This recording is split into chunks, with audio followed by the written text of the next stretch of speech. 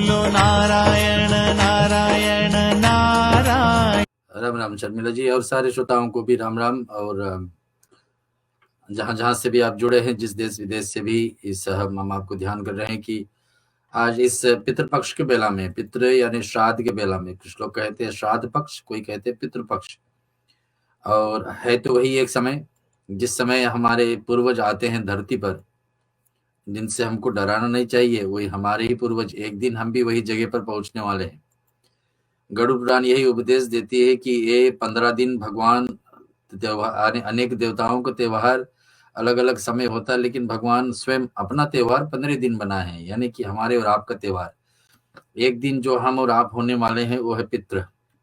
शरीर छोड़ने के बाद में पितृलोक हम लोग को सबको जाना है, और जब हम वहां जाएंगे हम भी इसी समय पर वापस आएंगे धरती पर।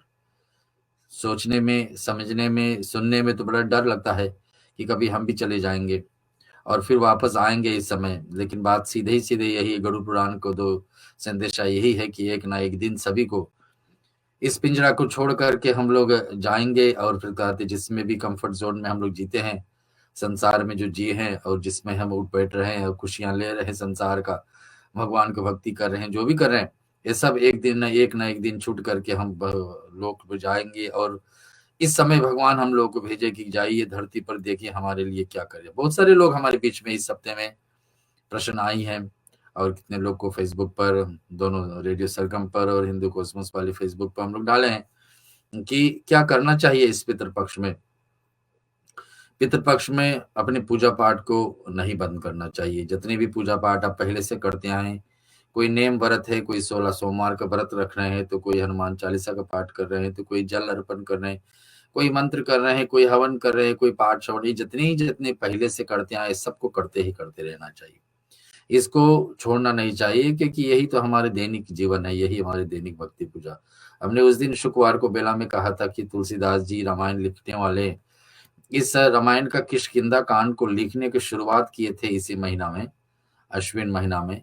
तो जब लिखने वाला इस महीने में लिख सकता है रामायण, तो हम लोग सुन और पढ़ क्यों नहीं सकते हैं। और दूसरे तरफ से कृष्ण भगवान गीता में बताते हैं कि जिस देवता को हम पूजन किए होंगे एक दिन पर, जिस दिन हम लोग को शरीर छोड़ना है, और पहले तो ये बात है कि हम लोग को पता नहीं कब छोड़ना है, लेकिन जिस दिन छोड़ना हो और उस दिन जिस भगवान को पूजा हम किए होंगे उसी का लोक में जाना होता है। तो अगर पितृपक्ष में कोई शरीर छोड़ रहे तो वो लिखेंगे, अगर जो पूजा नहीं किए यही कारण से कि हमारे कुल में होता ही नहीं, तो भगवान ने सीधे सीधे बताएंगे, हमने तो कहा था कि जिसका पूजन आप करोगे उसी का लोक में जाओगे। तो आप पूजन नहीं किए हैं तो फिर ये तो आपका मत था, आपने अपने विचार से क्यों नहीं किए।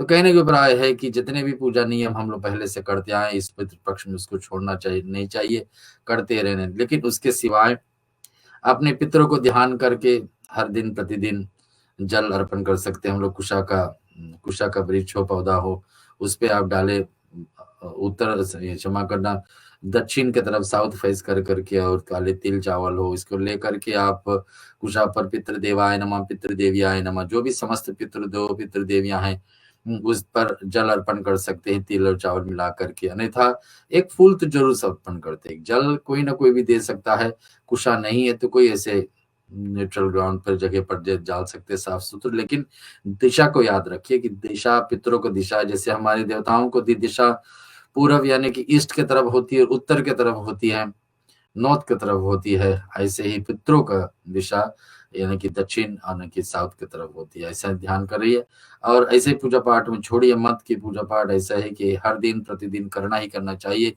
चाहे पितृपक्ष हो, चाहे कि शुद्ध समय हो, जैसे भी हो, इस पूजा पाठ को कभी भी नहीं छोड़ना चाहिए। अन्यथा लोग कहते हैं कि डरावनी समय है, इस समय देवताओं को पूजा करने से किसको डर कभी हो सकता। देवताओं को पूजा जितने भी हम करेंगे ये हमारे लिए उचित है, इन्वेस्टमेंट है, हमारे लिए लाभदायक है, कभी ना कभी ये पुण्य हमारे जीवन में असर करेगी। ऐसे देवताओं का भाव लेकर हमको हर दिन प्रतिदिन जीना। एक गणेश भगवान का भजन, फिर और आगे हम देखते क्या।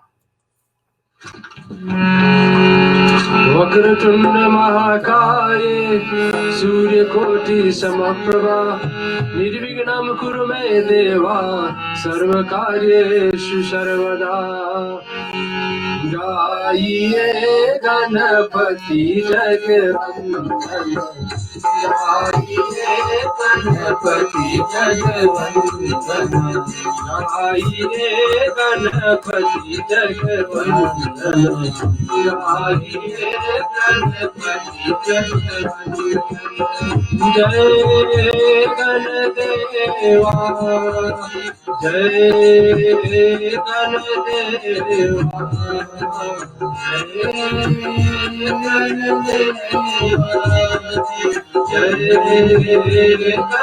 गणदेवा।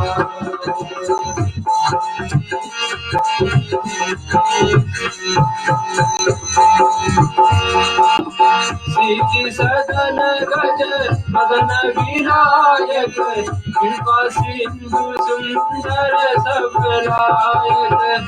सिद्धि सदन गज मदन विनायक, कृपा सिंधु सुंदर सबलायक। आइए गणपति जगवंदन, आइए गणपति जगवंदन।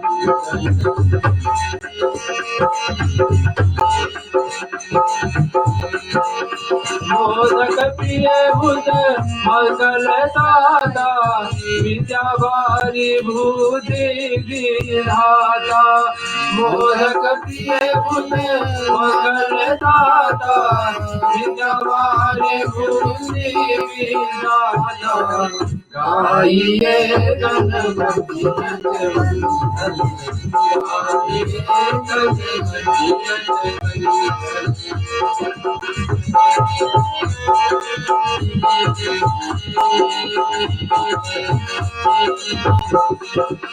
मानत तुलसीदास कर जोरे, बसहि राम सिय मानस मोरे। मानत तुलसीदास कर जोरे, सिय मानस मोरे। गाइए गणपति जगवंदन, गाइए गणपति जगवंदन। जय गणदेवा, जय गणदेवा, जय गणदेवा,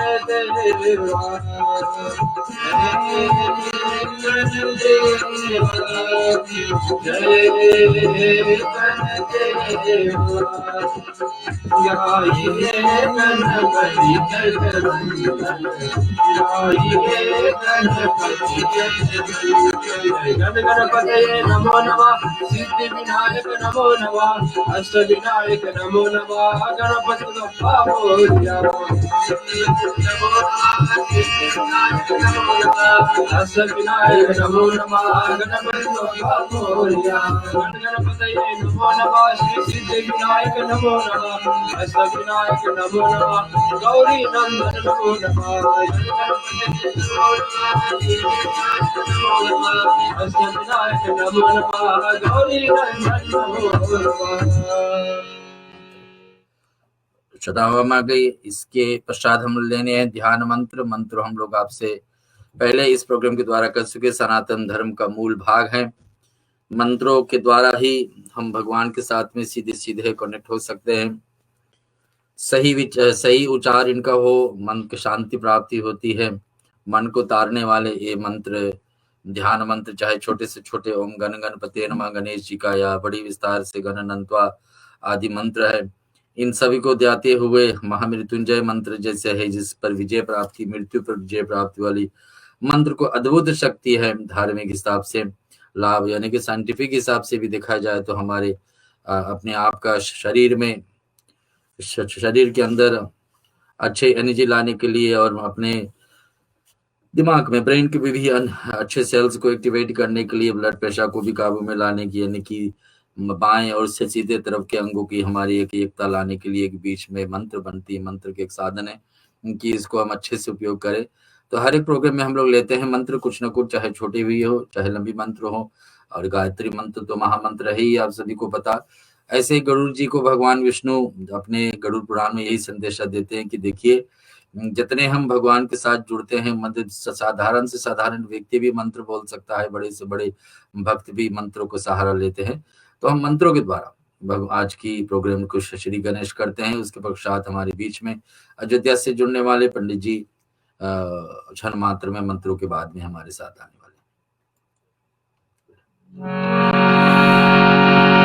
हरि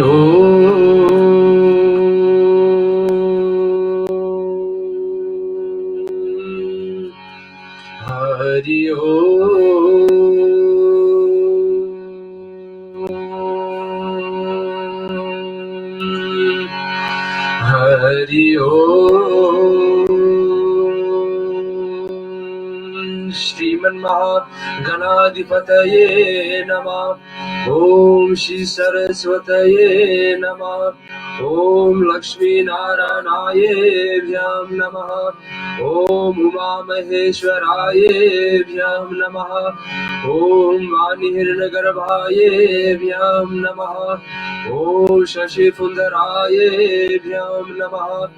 ओम मातृपितृचरणकमलेभ्यं नमः। ओम इष्टदेवतायेभ्यो नमः। ओम कुलदेवतायेभ्यो नमः। ओम ग्रामदेवतायेभ्यो नमः। ओम वास्तुदेवतायेभ्यो नमः। ओम भूर्भुवस्सुः तत्सवितुर्वरेण्यं भर्गो देवस्य धीमहि धियो यो न प्रचोदयात्। ओम भूर्भुवस्सुः तत्सवितुर्वरेण्यं भर्गो देवस्य धीमहि धियो यो न प्रचोदयात्। ओम भूर्भुवस्सुः तत्सवितुर्वरेण्यं भर्गो देवस्य धीमहि धियो यो न प्रचोदयात्।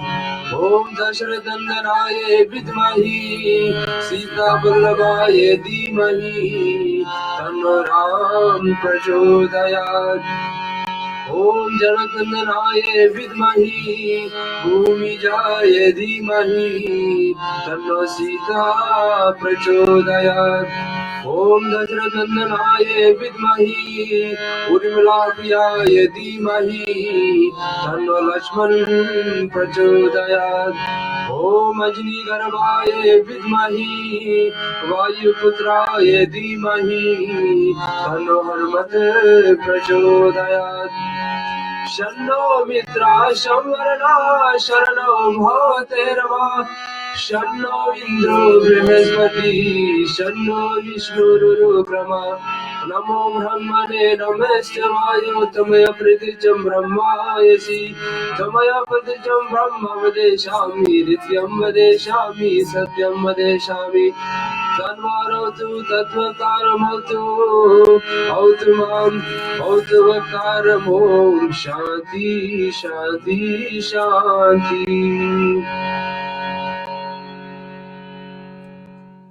जी श्रोताओ, इस मंगलाचरण के बाद में हमारे साथ में पंडित जी को ले रहे हैं। पंडित जी जय श्री राम। पंडित जी अयोध्या से हर सप्ताह हमारे साथ में इस गरुड़ पुराण की बेला में आकर के जाते हैं। विशेष करके इस समय बड़ी आवश्यकता है। पंडित जी आपको जय श्री राम। जय श्री राम जी। जय श्री राम। जी हाँ, जय श्री राम। पंडित जी आप इस समय बड़ी अच्छे समय पे आप आए हैं। जिस गरुड़ पुराण को हम लोग 4-4.5 महीने शुरू किए थे 16 सप्ताह के लिए, आकर के गीच करके गरुड़ पुराण में हम लोग गरुड़ पुराण को पितृपक्ष में ले आए। हम लोग पढ़ रहे थे कि गरुड़ पुराण इस समय सुनने से, वैसे तो हमेशा सुनने से 18 पुराण में से एक प्रसिद्ध पुराण है, और इसको श्रवण करने से हमारे जीवन में जो 4 लक्ष्य होते हैं, काम अर्थ मोक्ष धर्म, ये सब प्राप्ति होती है। व्यक्ति को जो इच्छा होता है, जो सुन लेता है उसको अकाल मृत्यु नहीं होती है, जो सुन लेता है उसको यमदूत नहीं आके ले जाते।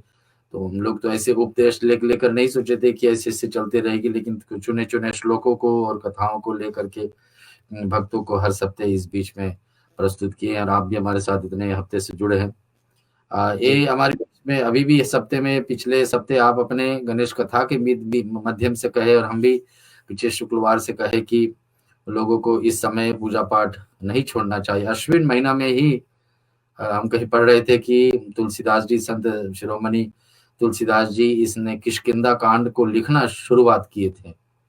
जी जी तो लिखने वाला जब लिख सकता है पितृ श्राद्ध में इस ग्रंथ को, तो हम लोग पढ़ और सुन क्यों नहीं सकते? जी। श्राद्ध में जैसे कहा गया है कि एक वर्ष में ये जो 365 दिन बताए जाते हैं, ये 365 दिनों में ये 15 दिन पितरों के नाम से आता है। तो ये तो बहुत अति उत्तम समय 15 दिन का माना जाता है। जी। श्राद्ध पक्ष जो है हम मनुष्यों के लिए तो अति उत्तम समय होता है, क्योंकि वैसे तो बलि वैश्व देव और पितरों की पूजा करनी चाहिए, प्रतिदिन करनी। जैसे हम देवताओं की पूजा करते हैं वैसे ही हमें अपने पितरों की भी प्रतिदिन पूजा करनी चाहिए, लेकिन कोई कर नहीं पाता है। संत विद्वान गण जो नित्य संध्या पूजा आरती नियम से करते हैं, वे लोग अपना संध्या पूजा और तर्पण जब करते हैं तो देव तर्पण, ऋषि तर्पण और पितृ तर्पण, ये तर्पण किया करते हैं, लेकिन सभी लोग नहीं करते। तो सभी लोगों को करना चाहिए, क्योंकि आवश्यकता सबको है। उस आश्विन कृष्ण पक्ष में जो ये 15 दिन का समय निकलता है, ये बड़ा महत्वपूर्ण होता है और बड़ा सुंदर समय होता है। ऐसे समय में अपने पितरों के लिए तर्पण आदि अवश्य कराना चाहिए, करना चाहिए। स्वयं नहीं कर पा रहे हैं, नहीं मालूम हो पा रहा कि कैसे करना है, तो ब्राह्मणों को बुला करके और तर्पण आदि करना और कराना चाहिए। ब्राह्मण भोजन कराना चाहिए। कुंडलियों में एक दोष आता है जिसे बोलते हैं कि पितृदोष है। तो पितृदोष के कारण परेशानियां कई दिखने लगती है व्यक्ति के जीवन में। एक तो इलेक्ट्रॉनिक जो भी सामानें होती हैं घर में बार बार खराब होने लगी, और आपके हाथ पे उठाते और रखते में शीशे का बर्तन बार बार टूटना शुरू हो जाएगा। शरीर में रोग जो है वो अपना घर बनाना शुरू कर देगी, जिसके कारण दवा जो है घर में जरूर आएगा, चाहे वो घर के किसी भी सदस्य के लिए क्यों ना हो, लेकिन घर में दवाई अवश्य रहेगी, लेकर आना पड़ेगा। हफ्ता 15 दिन ऐसे दवाइयों का घर में आना लगा रहे। ये सब परेशानियां होती हैं। नौकरी करते हैं तो नौकरियों में बारंबार परेशानियां बढ़ती हैं। अगर कोई बिजनेस करते हैं तो बार बार उसमें आपको घाटा लगने लगता है। संतान, विवाह हो गया और संतान की इच्छा करते हैं तो संतान जल्दी नहीं प्राप्त होती है, विवाह जल्दी नहीं होने देता है। ये सारी चीजें पितृदोष के कारण से रुकने लगता है। तो उन लोगों को भी, सबको चाहिए कि अपने अपने कुंडलियों का विश्लेषण जरूर करा करके और देख लें ऐसे समय में, क्योंकि अगर पितृदोष है या अथवा ऐसी परेशानियां आ रही है तो निश्चित है कि विद्वानों का परामर्श लेकर के और अपने कुंडली का जांच करा करके कि हमारे कुंडली में पितृदोष आदि तो नहीं है, अगर है तो उसके लिए भी ये 15 दिन का समय अति उत्तम माना जाता है। इसमें उसकी शांति भी हो जाती है और अपने पितरों को जल तर्पण आदि के द्वारा, ब्राह्मण के द्वारा, भोजन के द्वारा, ब्राह्मणों के दक्षिणा के साथ कराकर उनसे आशीर्वाद लेना चाहिए, क्योंकि पितृ ही हमारे पितृ इसी श्राद्ध पक्ष में अपने परिवार वालों के पास आते हैं आशीर्वाद देने के लिए। कोई भी नियम छोड़ा नहीं जा सकता। यदि आप कोई नियम पहले से कर रहे हैं, कोई पूजा पाठ कर रहे हैं, तो कोई नियम छोड़ नहीं सकते हैं। सारे नियमों को पूरा करना पड़ेगा। पहले भगवान की पूजा होती है, होती रहेगी। इसके बाद हम अपने पितरों के लिए, हमारे पितृ देवता है, उनके लिए तर्पण आदि करेंगे।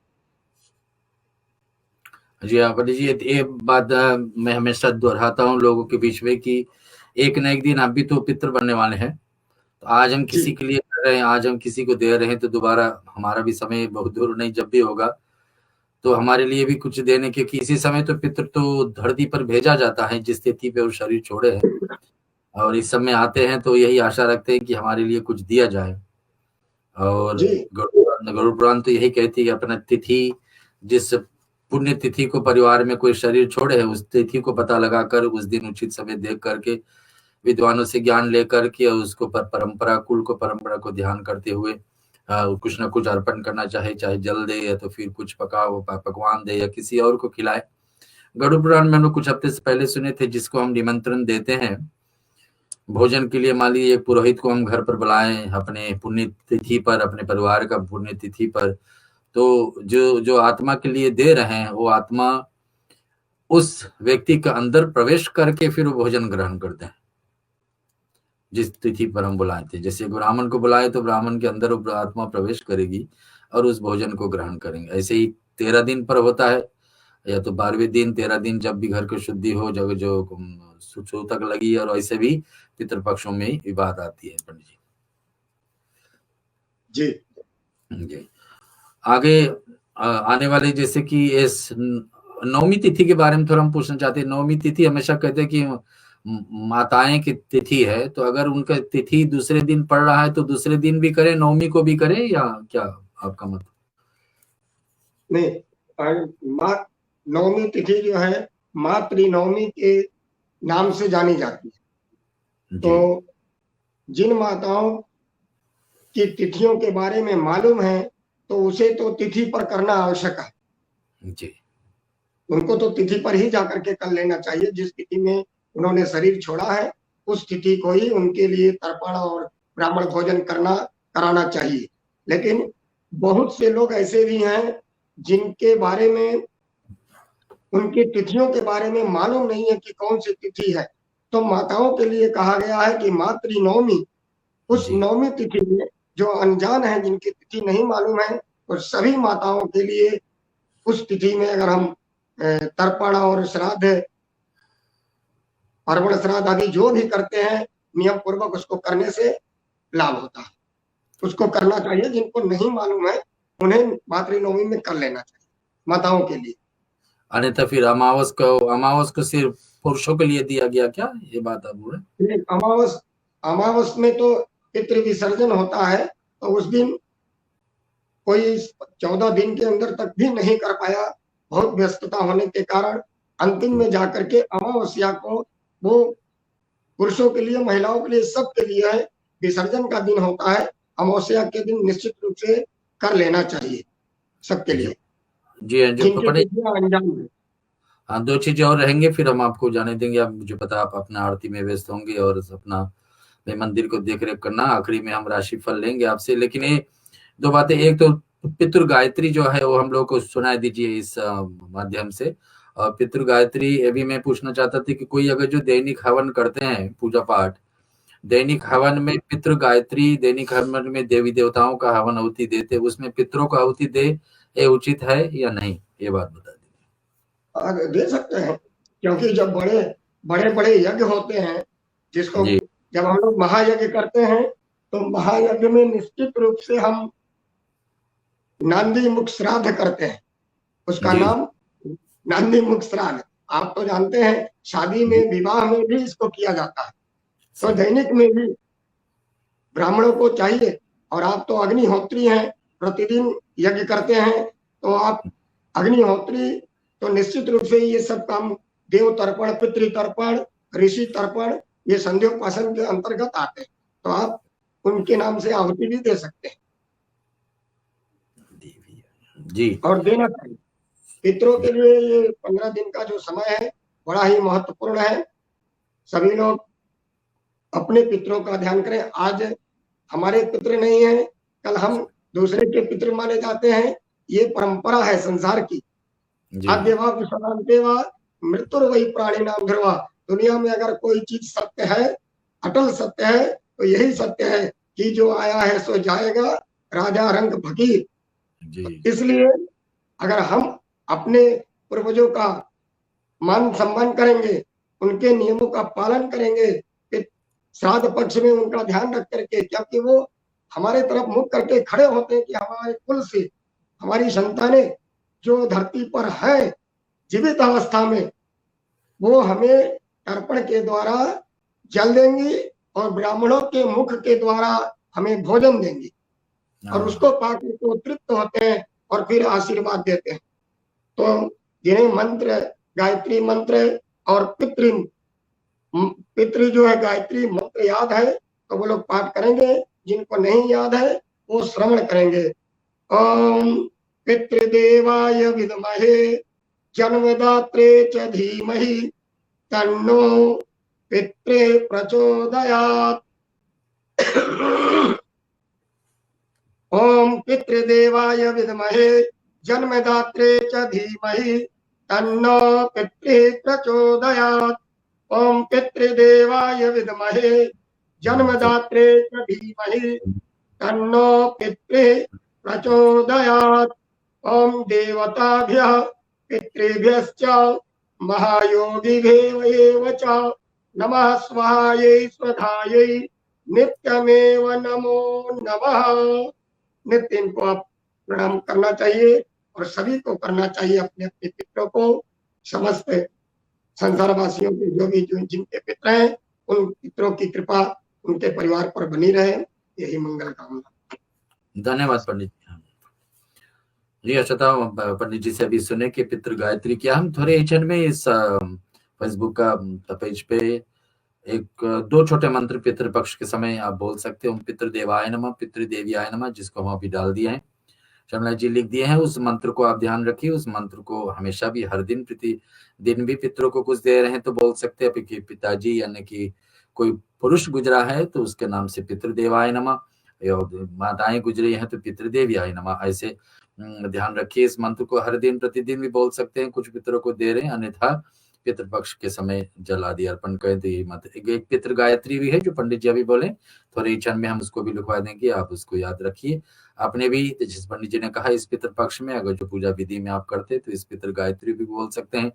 पितृदोष जो होता है उसके विषय में थोड़े से चर्चा गरुड़ पुराण में कैसे आती है और पंडित जी क्या मत है वो हम थोड़े क्षण में लेंगे। थोड़े से सुमिरन के रूप में भगवान विष्णु लक्ष्मी नारायण का सुमिरन यानी कि मंगल गायन कर देते हैं।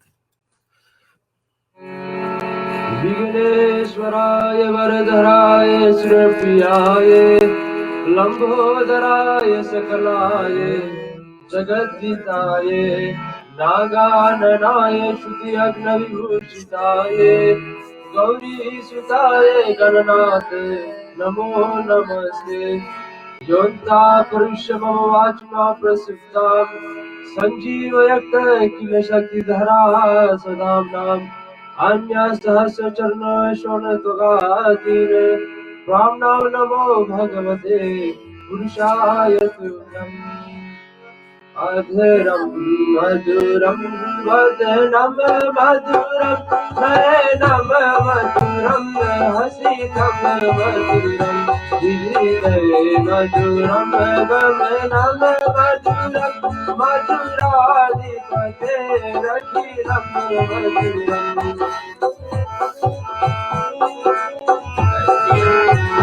वचनं मधुरं चरितं मधुरं वसनं मधुरं चलितं मधुरं मधुरं मधुराधिपतेरखिलं मधुरं। वेणु मधुरो रेणु मधुरो पाणी मधुरा पादो मधुरो नित्यं मधुरं सखियं मधुरं मधुराधिपतेरखिलं मधुरम्। गीतं मधुरं गीतं मधुरं भूतं मधुरं सुतं मधुरं धूपं मधुरं तिलकं मधुरं मधुराधिपतेरखिलं मधुरम्। करणं मधुरं तरणं मधुरं हरणं मधुरं स्मरणं मधुरं वमितं मधुरं शमितं मधुरं मधुराधिपतेरखिलं मधुरम्। कुञ्जा मधुरा माला मधुरा जमुना मधुरा वीथि मधुरा सलिलं मधुरं कमलं मधुरं मधुराधिपतेरखिलं मधुरम्। गोपी मधुरा लीला मधुरा युक्तं मधुरं भूतं मधुरम् ईशं मधुरं ऋषभ मधुरम मधुराधिपते रचिरम मधुरम गोपा मधुरा गावो मधुरा युष्टर मधुरा शिशिर मधुरा दलितम मधुरम फलितम मधुरम मधुराधिपते रचिरम मधुरम मधुराधिपते रचिरम मधुरम मधुराधिपते रचिरम मधुरम। श्रोता, आपके बीच में गरुड़ पुराण का एक 15वां सप्ताह हम आपके बीच में प्रस्तुत कर रहे हैं रेडियो सरगम ऑस्ट्रेलिया के। हमारे भाग्य की आपको इस संदेश को भगवान विष्णु का कहा हुआ इस ग्रंथ का रूप में गरुड़ जी का प्रश्न पर भगवान विष्णु का पूजा कहने पर इस ग्रंथ बन गई है, जिसमें सारे के सारे बात है, जिसमें गीता भी आता है। गीता में जो 18 अध्याय है वो गीता भी इसी से निकली हुई गरुड़ पुराण का उपदेश ही भगवान श्री कृष्ण अर्जुन को समझाते हैं कि जन्म और मृत्यु के चक्कर से कैसे हम लोग छूट सकते हैं।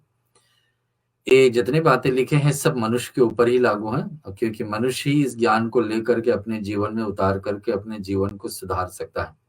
जीवन में कैसे मनुष्य योनि हमको प्राप्त हुई है, ये सारी बातें हम लोग पिछले कितने सप्ताहों में सुन चुके हैं, जिसमें कहा जाता है कि जैसे हम लोग पहले किए उसके हिसाब से इस जीवन हमारी चल रही है।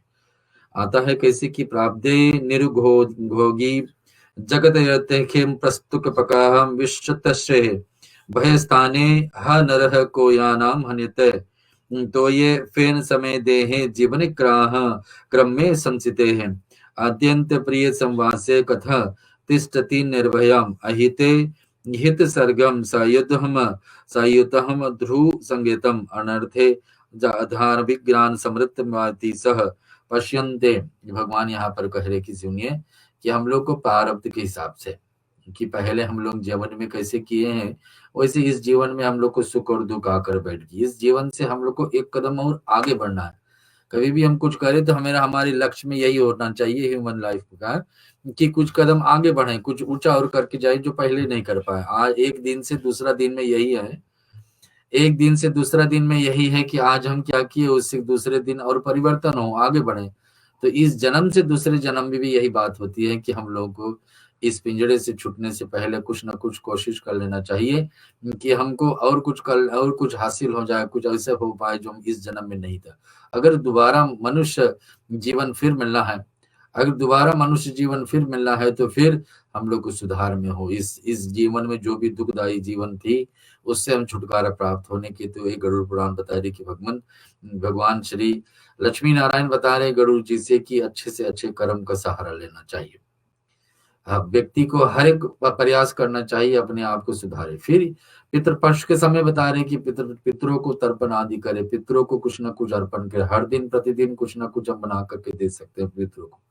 पितृ कौन रूप में आते हैं हमारे आंगन में, कौन रूप में हमारे पास आते, कभी कभी अचानक में कोई आकर पहुंच जाता है घर पर और हम लोग से कुछ आशा रखते हैं कुछ देने के लिए, लेकिन अगर जो हम निराशा करके उसको भेज देंगे और नहीं दिए और हम लोग को नहीं पता था कि जिस दिन पर हम किसी को इनकार किए थे वही दिन पर हमारे पितृ के रूप में कोई आए हैं। तो इस बात को ध्यान रखना चाहिए कि हम लोग को जितना से जितना हो सकते, सनातन धर्म इतनी महान है कि हम लोग अपने आप का भी पूजा हो रहा है इसमें, अपने माँ पिताजी का जो हमारे बीच में से निकल के गए हैं उनकी पूजा हम कर रहे हैं। और ये चीजें आज हम याद रखिए कि आज हम किसी के लिए कर रहे हैं तो कल हमारे लिए भी करिए। अभी हम थोड़ी देर में शर्मिला जी यहाँ पर छोड़े हैं पितृ गायत्री। ओम पितृ देवाय विद्महि जन्म दात्रे यानी जन्म देने वाले च धीमहि तन्नो पितरो प्रचोदयात्। गायत्री मंत्र आपको पता है, गायत्री मंत्र महामंत्र माना जाता है कि सारे मंत्रों में महान है, सारे देवताओं उसमें जुड़ जाते हैं। तो पितरों के लिए भी विशेष गायत्री ये है। अगर अपनी पूजा पाठ आप कर रहे हैं जिसमें मंत्र आदि बोलते हैं, पाठ कर रहे हैं, उसमें भी इस गायत्री मंत्र को आप जोड़ सकते हैं जिसमें पितरों को संतुष्टि होती है। फिर क्या कर रहे हैं, उनको धन्यवाद देते कि हमको इस जीवन प्राप्त हुआ। हम लोगों को गरुड़ पुराण कहती है इस जीवन मिले हैं तो 3 लोगों को कर्जा, 3 लोगों को ऋण लेकर हम आते। पहला ऋण हम किसका, अपने माँ पिताजी का, हमारे पितृ का। आज हमारे माँ पिताजी है जीवन में, कल ना रहे तो फिर पितृ में चले गए। पितृ क्या है, जो चले गए उनको हम पितृ मानते हैं। 10 दिन तक हम लोग प्रेत बोलते हैं, जो भी आत्मा शरीर छोड़े हैं 10 दिन निकल जाए तब तक प्रेत नाम रहता। प्रेत 10 दिन के बाद में पितृ मानते हैं। अब चले जाएंगे फिर भी उसको पितृ रूप दिया जाएगा। कब तक दिया जाएगा? जब तक वो दूसरा जन्म ना पाले। तो हम लोग क्या पता है कि उस व्यक्ति का जन्म में क्या कर्म था और उसका कर्म के अनुसार अभी जन्म ले लिया ना लिए, लेकिन नहीं लिए होंगे, पितृलोक में बैठे हैं, देवलोक में बैठे हैं, तो उनको आवश्यकता पड़ेगी कि हम और आप उनके लिए कुछ दें। भगवान श्री विष्णु ये बता रहे कि हम लोग जितने भी कुछ दूसरे के लिए देते हैं उतने ही बड़ी से बड़े पुण्य हम लोग के जीवन में उठने वाला है। और ये बात ध्यान रखने की कि हम लोग 3 लोगों को ऋण, 3 लोगों को कर्जे लेके आते। पहला कर्जा किसका है? अपने माँ पिताजी का है, जो अपने कठिनाई के बेला में हम लोगों को जीवन दान दिए हैं। पहला तो यही है कि जीवन दान दिए। हमने आपसे कहे कि सबसे गंदे से गंदे जगह संसार में कहाँ है? माँ के गर्भ में। और गर्भ में हम लोग गंदे से गंदे पड़ रहे थे, लेकिन उसमें से निकल करके फिर हम लोगों को जीवन में बड़े से बड़े कर्म करना है। वहां से निकल, लेकिन उसी समय माँ गर्भ में रहते, बच्चा गर्भ में रहते हुए माँ जो ग्रहण करती है, बच्चा गर्भ में रहते हुए माता जी जो पाती है, खाती है, सुनती है, श्रवण करती है, जैसे संगत उसको पड़ता, सबके संतान के ऊपर असर पड़ती है। और ये सब इस संतान के ऊपर असर पड़ती है। संसार और संतान वही ज्ञान लेकर के बाहर निकलता। ऐसे कहाँ पर साक्षी है? हम लोग हमेशा सुनते हैं, हिरण्यकशिपु का बेटा प्रहलाद जो आए थे, अपने माँ कयादु का गर्भ में रहते हुए भी सब कुछ ज्ञान हासिल कर लिए थे। कयादु ऐसे ही भक्ति में लीन थे, चाहे उनका पति हिरण्यकशिप इतने नास्तिक रूप में थे। तो ये पाकर के प्रहलाद जन्म लेते ही भक्ति का रास्ता ढूंढने लगे। तो यही हम लोग को ध्यान रखना है कि जहां पर हम लोग थे और वहां से निकल करके आए, तो भगवान को उपदेश ये है कि हम लोग अपना जीवन सुधारे। हम लोगों को मनुष्य जीवन मिला तो एक बात है, फिर हिंदू जन्म मिले हैं और हिंदू जन्म मिल गए हैं, तो फिर उसके हिसाब से हम लोग को क्या करना चाहिए? हिंदू धर्म पा करके, तो हम लोग हिंदू धर्म में तो 4 वेद हैं, 6 शास्त्र है, 18 पुराण है, उसमें से एक गरुड़ पुराण है, फिर रामायण है, गीता है, सब जगह पर ज्ञान भरी है। जैसे हमने कहा कि गीता यही गरुड़ पुराण से निकल करके भगवान श्री कृष्ण उपदेश दिए अर्जुन को कि देखिए, इस हमारे जीवन में कर्तव्य और कर्म को बार बार दोहराया जाता है कि हम लोग कैसे कर्म कर रहे हैं, वैसे हमारे भाग बनी है।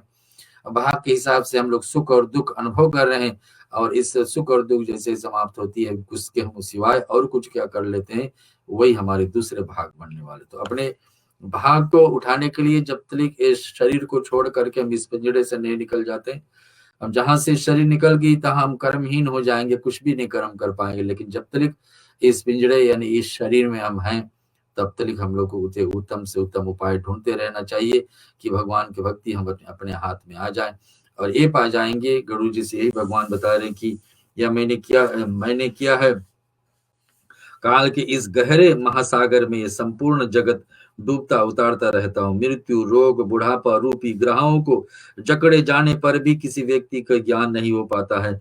मनुष्य हजारों प्रयास कर लेता है कि क्या क्या मुझे करना चाहिए। भगवान बता रहे कि मनुष्य के लिए प्रतिक्षण भय है, समय बीत रहा है किंतु वह उसी प्रकार से दिखाई नहीं देता है। जैसे जल में पड़ा हुआ कच्चा घड़ा गलते जा रहा है, कि घड़ा लोटा हम लोग बना दे मिट्टी का और जल में छोड़ दे, धीरे धीरे उगलता है, वैसे ही हमारे जीवन में एक एक दिन धीरे धीरे जा रहा है और उसको हम लोग पहचान नहीं पा रहे। कैसे कि हमारे जीवन में कल 2 दिन हमारे पास और थी, अब आज 1 दिन और कम हो गया। ऐसे ऐसे हम धीरे धीरे मृत्यु की तरफ ही जा रहे हैं। पिंजड़े से जब ये हम लोग निकल जाएंगे, यानी कि पक्षी निकल जाएगी, तब कर्म के लिए देर हो जाएगा। सुधाओ, अभी ही समय है। गरुड़ पुराण का यही मुख्य संदेशा है। सुनिए।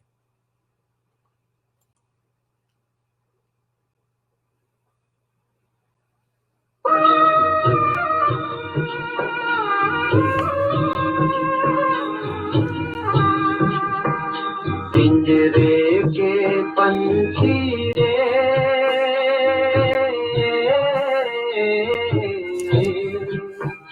तेरा दर्द न जाने कोई, तेरा दर्द न जाने कोई। बाहर से तो खामोश रहे तू,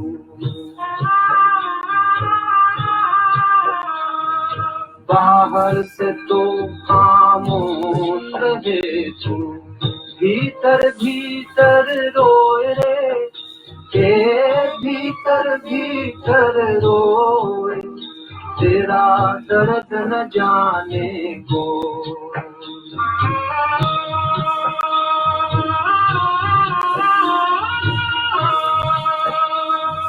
कह न सके तू अपनी कहानी, तेरी भी पंछी क्या जिंदगानी रे।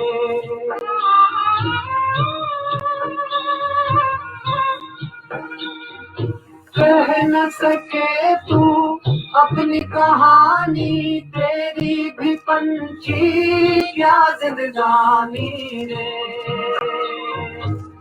विधि ने तेरी कथा लिखी, आंसू में कलम डुबोए, तेरा दर्द न जाने कोई, तेरा दर्द न जाने कोई।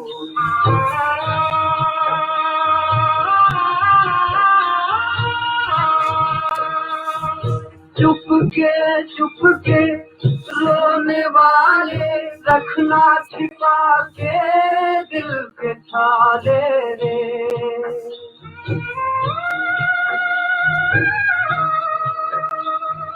चुप के रोने वाले, रखना छिपा के दिल के छाले रे। ये पत्थर का देश है पगले, कोई न तेरा होए, तेरा दर्द न जाने कोई। पिंजरे के पंछी रे,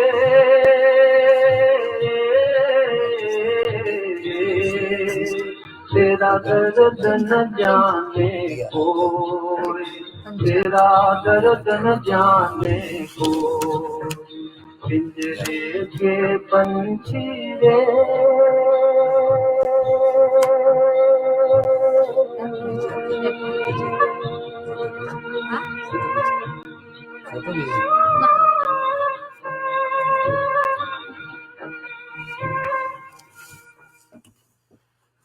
श्रोता, आपके बीच में हम गरुड़ पुराण का उपदेश लेकर आए हैं। 15 सप्ताह हमारे बीच में चल रही है। हम श्लोक आपको सुनाते हैं। जैसे धर्मकांड का इस भाग को हम आपके बीच में सुना है।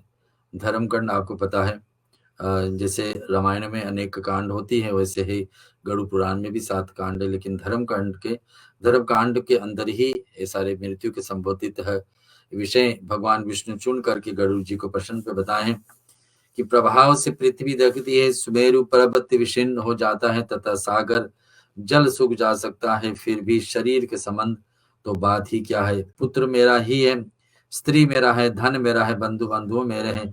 इस प्रकार से मैं चिल्लाते हुए एक व्यक्ति अंतिम शरीर पर छोड़े जा देता है। श्लोक आती है, धनमंजंजांगदीतम गंभीरे काल सागरे, मृत्यु रोग जरांग्राने कशितम बुद्ध्यम, प्रतीक्षणवद कालम श्रियमानो न लक्ष्यते हम काम कुंभम, ये विप्तम सतो विषणम विभाते हैं, ये जेतेन वेष्टम आयोरोकायाष्टम खंडनम।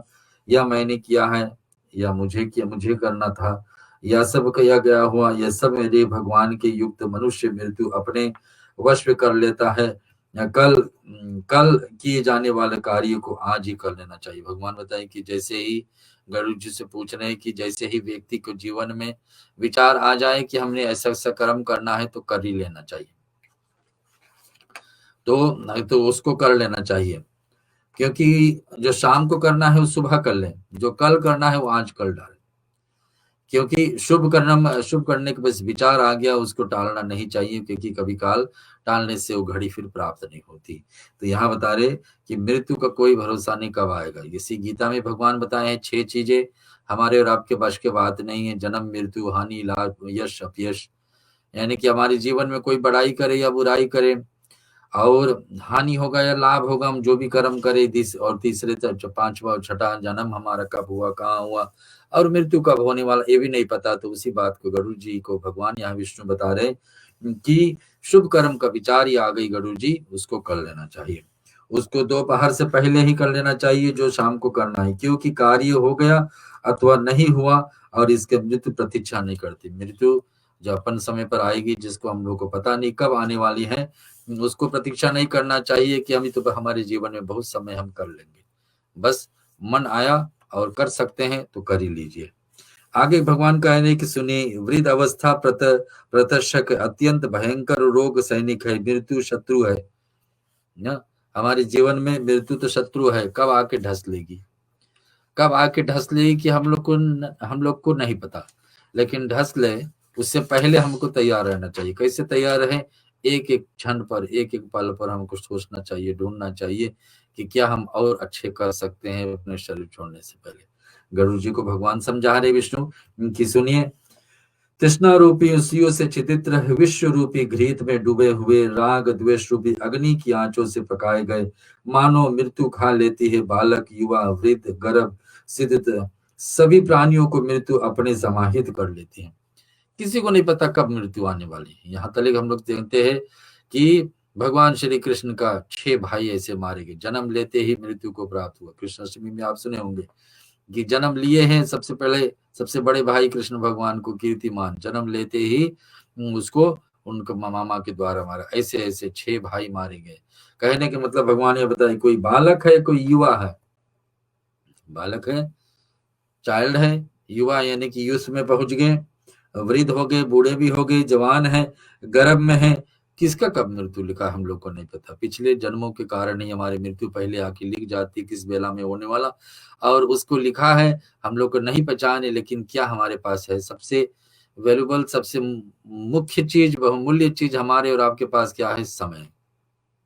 इस समय को हर एक हल कदम कदम पर हम लोगों को इस पल को, इस समय को अच्छे से अच्छे कर्म में लगाना चाहिए। यही भगवान बता रहे कि विशुद्ध रूप से घृत में डूबे हुए राग द्वेष अग्नि की आंच से पकाए गए मानव को मृत्यु खा लेती। अंत में यही होता है। शरीर तो शरीर के लिए जितने भी हम बचाव करके रखेंगे, शरीर को ऐसा हानि ना पहुंचे, इतने अच्छे रहे, तो ये सब शरीर तो शरीर एक दिन बताया जाता है कि गल जाएगी, शरीर एक दिन जल जाएगी। इसमें क्या? और बाल की अवस्था सभी को इस अवधि है, जीव अपने शरीर को भी छोड़ करके यमलोक चले जाते हैं। जो जीव है, जो आत्मा है, ये जब निकल के जाएगी तो बताया जाता है कि उसको भी यही इस शरीर के अंदर भी वापस प्रवेश नहीं कर पाए। ना शरीर को हम लेकर कहीं जा पाएंगे। शरीर का अंत हुआ, शरीर से जहां वायु आखिरी सांस पड़ी और आत्मा निकली तो फिर चली। यह बता दे कि भली भांति हम इसको शरीर को छोड़ करके यमलोक चली जाती है, तो भला स्त्री, माता, पिता, पुत्र आदि संबंध सब कहाँ जाने वाले हमारे साथ में। प्रेरित होकर के बनाया गया है संसार दुख का मूल है, और किसका भी होकर के रहा अर्थात इसी का, जिसका मन अधिक रम गया है वही दुखित है। जिसने इस संसारिक में हमको परित्याग कर दिया वह सुखी है, और उसको अतिरिक्त कहीं पर भी अन्य कोई दूसरा सुखी नहीं। पहले दिनों में हम लोग सुने हैं भगवान श्री विष्णु बताए हैं कि जो व्यक्ति अंतिम समय में या जब भी अपने जीवन में कह दे कि भगवान हम तो आपका है, सिर्फ जीवन में स्वीकार कर ले इस बात को कि भगवान हम आपका है, हम आपका है, और मुझे और कुछ नहीं चाहिए जीवन में। जितने सांसारिक चीज हमारे नहीं है, ना परिवार हमारा, ना इस शरीर मेरा है, न जितने सांसारिक चीज हमारे पास, ये भी मेरा नहीं, मेरा कुछ है तो आप है। मैंने जीते जी हम भगवान को ऐसे अडोप्ट कर ले, भगवान को ऐसे मान ले, तो भगवान बोलते ऐसा व्यक्ति तो जीते जी जब मुझे मान लिया है तो उसको मैं मिल गया, वो मुझको मिल गया है। तो इस अदालत की जिसका मन अधिक रम गया है वही दुखी इस प्रकार से इस सांसारिक व्यामोह से परित्याग कर देता हुआ सुखी है, जो इस सांसारिक वस्तु को त्याग देता है और कहता है कि संसार में सब कुछ होते तो भी मेरा कुछ भी नहीं, मेरा तो कुछ है तो सच्चे भगवान है। इसके अतिरिक्त कहीं भी अन्य कोई दूसरा सुखी नहीं है। इंद्र मिधि कार्य में दृष्टम कृताकयम एवं यहान समायुक्तम कृतांत कुरुते वशम शाकार में सम क्रूवीत प्रोहे जाहृतम न ही मृत्युम प्रतिचकृत वाप्यम वाकहम चरादिष्ट्यंतम प्रचांड दिगाताम अधिष्ठात्रों मृत्यु शत्रुतादाराम थी पश्यंती। यह जगत सभी दुखों का जनक है, समस्त आपदाओं, घर तथा सब प्रकार के पापों का आश्रय। यानी संसार में हम जितने भी डूबे रहेंगे, संसार में क्या है? दुखी दुखी। एक पल कुछ सुख मिला तो हम उसमें बड़े आनंदित हो जाते हैं। भगवान बताते उसके बाद में फिर दुख गिराती है, क्योंकि हमारे कर्म के कारण ही इस संसार में आए हैं। और कर्म में जब आए संसार कर्म लेकर के भाग लेकर के हम संसार में आएंगे, तो पल पल पर जो दुख आएगी उसमें हम और ग्रसित होते जाएंगे। दुख के कारण हम लोग अशांत भाव हो जाएगा। अशांत भाव होकर के व्यक्ति भक्ति कहाँ कर पाएगा? जो भक्ति नहीं कर पाएगा तो अपने आप को सुधार कहाँ पाएगा? तो संसार में यही उचित है। ये भगवान बता रहे कि सुनिए, लोह और काष्ठ के जाल में फंसा हुआ ये पुरुष मुक्त हो सकता है, किंतु पुत्र एवं स्त्री मोह जाल से फंसा हुआ वह कभी भी मुक्त नहीं हो सकता है। जब तक इस जंजाल में हम फंसे रहते हैं कि हम सोचते हैं कि हमारे पास ये है, हमारे पास वो है, सांसारिक वस्तु है, परिवार है, रिश्ताएं हैं, शरीर हमारे बलवान है, भगवान बताए, तब तक हम यही में फेरा लगाते रहेंगे। और अपने आप को कदम को जिस कारण से मनुष्य शरीर धारण करके हम आए, भगवान विष्णु बार बार गरुड़ जी को बताते कि किस कारण से मनुष्य शरीर लेकर आए, कि शरीर लेने के कारण यही है, शरीर लेने के कारण यही कि भगवान की भक्ति करके अब मोक्ष प्राप्ति करें। विश्व आहार करने वाला देह सहित तभी तथा सभी प्रकार के अशेष समार्थ वश्चित कर देने वाली जिन इंद्र रूपी चारों द्वारों से लोक विनष्ट हो जाते हैं, यह बड़े कष्ट की बात है। और ये मांस लोभ फंसी हुई मछली फंसी रहती, उसी प्रकार से हम भी फंसे रहते। खगेश अपने हित अहित न जानते हुए तो नित्य कुपदगामी, जिनका लक्ष्य मात्र पेट भरना है, वे मनुष्य नरक के गामी होंगे। तो भगवान बताते जिसका लक्ष्य भक्ति नहीं है, लेकिन संसार में एक चीज पाने के लिए है लक्ष्य कि ये प्राप्त हो जाए, ये प्राप्त हो जाए, उसका जीवन समझना धीरे धीरे नरक के तरफ ही ले जा रही है। क्योंकि संसारिक चीज तो एक ना एक दिन नष्ट होने वाले। गीता तो यही बताती है कि एक ना एक वस्तु हमारे पास है, ये सब एक ना एक दिन नष्ट हो जाएगी, कुछ भी हमारे साथ नहीं जाने वाला है। यहाँ तो निद्रा, भय, मैथुन तथा आहार की अभिलाषा सभी प्राणियों के समान रूप से रहती है। इनको ज्ञानी को मनुष्य और अज्ञानी को पशु बना देती है। जो व्यक्ति ज्ञानी है वो इसमें लेकर के और आगे बढ़ सकता है। ज्ञान पा करके कृष्ण गीता में बताते कि व्यक्ति के पास सबसे अच्छी चीज क्या है, उसके पास ज्ञान है। जो व्यक्ति के पास ज्ञान रहेगा तो समझ जाएगा कि मुझे क्या करना चाहिए, क्या नहीं, क्या मार्ग लेना चाहिए, क्या नहीं। ज्ञान नहीं है तो व्यक्ति उल्टा मार्ग पे चलते जाएगा, भागते जाएगा। जब तक उसको ज्ञान प्राप्ति नहीं होगी तब तक सही भक्ति, सही मार्ग वो अपना नहीं पाएगा। तो यहाँ पर बता रहे कि मूर्ख व्यक्ति प्रातः काल में मल मूत्र, दोपहर में भूख प्यास तथा रात में मैथुन और निद्रा से पीड़ित रहता है। कि मुख्य व्यक्ति रहेगा वो अपने जीवन में बस यही शरीर की रक्षा के लिए, शरीर को बढ़ाने के लिए एक ना एक उपाय ढूंढते रहते हैं। बड़े दुख की बातें हैं कि अज्ञान से मोहित होकर सभी प्राणी अपने शरीर, धन एवं स्त्री, परिवार आदि अनुरुक्त होकर के जन्म लेते हैं और मर जाते हैं। अध व्यक्ति उनकी और बढ़ी हुई अपनी आसक्ति परित्याग करना चाहिए। यदि आसक्ति छोड़ी नहीं जाती तो भगवान यही कहते हैं गरुड़ जी से। इस गरुड़ पुराण को हम आपको सुना रहे हैं भगवान विष्णु के द्वारा गरुड़ जी के दिए हुए महत्वपूर्ण उपदेश। यहाँ पर धर्म कांड में बता रहे हैं गरुड़ जी से भगवान की। देखिए, अध व्यक्ति उनकी बड़ी हुई अपनी आसक्ति परित्याग करना चाहिए। यदि आसक्ति छोड़ी ना जा सकती है तो महापुरुषों के साथ आसक्ति जोड़ देना चाहिए, क्योंकि आसक्ति रूपी व्याधि औषधि सज्जन पुरुष का है। यानी कि अगर हम अपने आप से अपने आप को सुधार नहीं पा रहे हैं, अपने आदतों को छोड़ नहीं पाए, बुरी आदतों को छोड़ करके अच्छी आदतों को नहीं निभा पा रहे, तो फिर करना क्या चाहिए? अच्छे लोग का संगत ढूंढना चाहिए, संतों का संगत। प्रथम भक्ति संतों का संगा, ये रामायण में भगवान श्री राम कहते हैं मां सबरी से।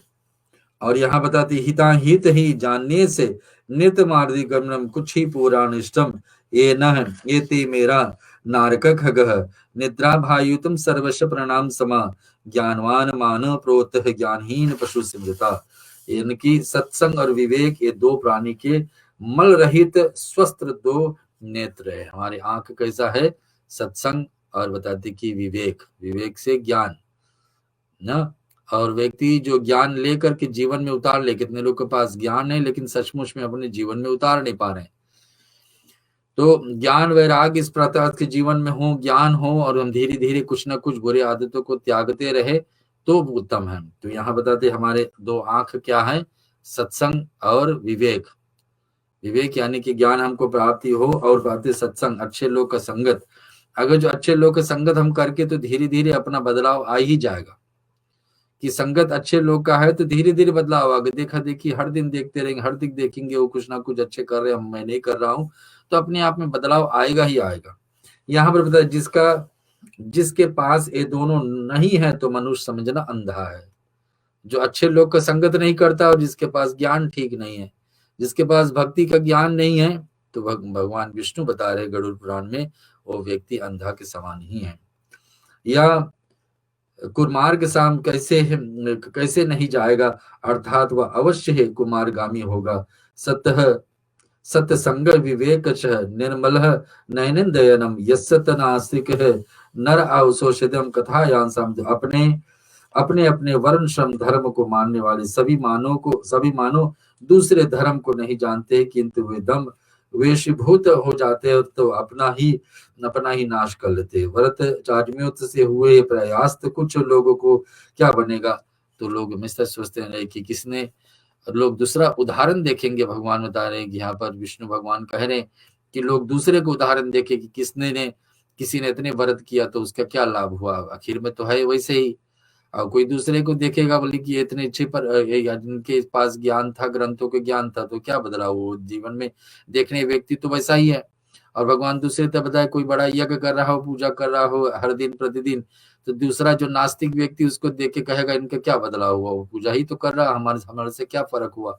तो भगवान बता रहे भक्ति, पूजा, आराधना, व्रत, नियम, मंत्र जाप, ये हर दिन प्रतिदिन करने से ये थोड़ा है कि जल्दी से तुम्हारे जीवन बदल जाए। अब क्या पता किसके व्यक्ति के जीवन में क्या क्या पहले हम लोग किए, किस कारण से वो दुख कारण आके बैठा है। तो भगवान बताए हमारे जीवन में ये जितने हम पूजा पाठ, भक्ति, आराधना करते रहेंगे, पाठ करते रहेंगे और मंत्र आदि हवन विधि करते रहेंगे, धीरे धीरे हमारे पहले को किया हुआ पाप को क्षय करेगा और जीवन में सुख के रास्ता खोलेगा। तो दूसरे व्यक्ति को, एक व्यक्ति पूजा पाठ में आगे बढ़ गया है, भक्ति पूजा में बढ़ गया, तो दूसरे को बढ़ावा देना चाहिए, उसको निंदा नहीं। क्योंकि निंदा करने से फिर क्या होता है कि निंदा करने से आप अपने आप को भी रोक रहे हैं कि वो कर्म नहीं करें। यहाँ पर भगवान बताते क्योंकि अज्ञान स्वयं अपने आत्म विवेक को ढके हुए लोग को प्रचारक बन करके देश दिनांतर के विचरण करते। बता दें कि बड़े से बड़े ज्ञान लेकर के व्यक्ति देश विदेश भी जाकर के ज्ञान को बांट सकता है, लेकिन नाम मात्र से स्वयं संतुष्ट कर्मकांड के लगे हुए मनुष्य तथा मंत्रोच्चार से एवं होम आदि से युक्त साग्यिक यज्ञ विस्तार से द्वारा भ्रमित हो जाता है।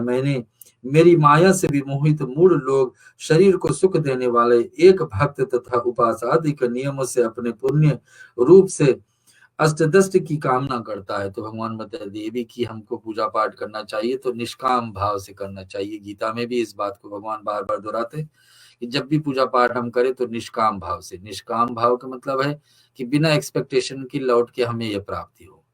जितने कुछ भी हम शुभ कर्म किए हैं कभी आशा नहीं रखना चाहिए कि इसके पुण्य को हमको तुरंत प्राप्त हो जाए, कि सुख हमारे जीवन में तुरंत आ जाए।